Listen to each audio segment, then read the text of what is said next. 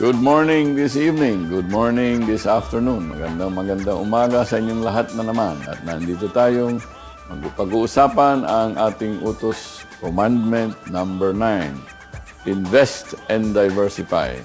Pag tayo'y naghanda na at pumasok na sa mga investments o naglagak na tayo ng salapi, huwag sana natin ibuhos lahat ang ating investable funds, ang ating naimpok sa isa lang investment. No single investment will be able to meet all your objectives. Bawat panahon na tayo'y maglabas ng pera para mag-invest, dapat maliwanag sa isip natin kung ano ang layunin natin sa ating nilalabas na salapi. Hindi porket yung kapitbahay natin ay kumita sa isang kanyang negosyo, ay tayo gagaya at lalagak natin lahat ng ating naimpok sa ganun ding negosyo. Pag tayo pumasok, maliwanag ang ating layunin, maliwanag din kung bakit din ang ating layunin. Sapagkat ang pwede kay Pedro ay hindi pwede kay Juan. Bawat tayo ay may kanya-kanyang layunin at may kanya-kanyang sitwasyon sa paglalagak ng salapi. Invest and diversify. Huwag ho nating kakalimutan. Kung ikaw ay madaming panlalagak, huwag niyo ilalagay lahat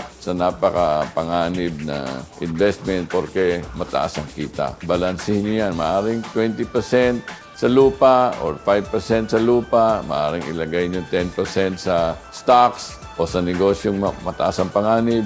Huwag kayo lalampas siguro ng mga 5 to 10% dyan. Pero kung kayo retirado na, ni 0%, huwag kayo papasok sa panganib dahil wala na kayong kakayahan. Sa madaling salita, invest and diversify. Alamin mo ang kalagayan mo bago ka maglagak ng salapi. Alamin mo ang layunin. Maliwanag dapat ang layunin mo kung bakit ka naglalagak ng salapi sa ganitong paraan. Pag yan ay malinaw sa iyo, ihambing mo yan sa iyong kakayahan tumanggap o pumasok sa ganyang klaseng panganib o risk.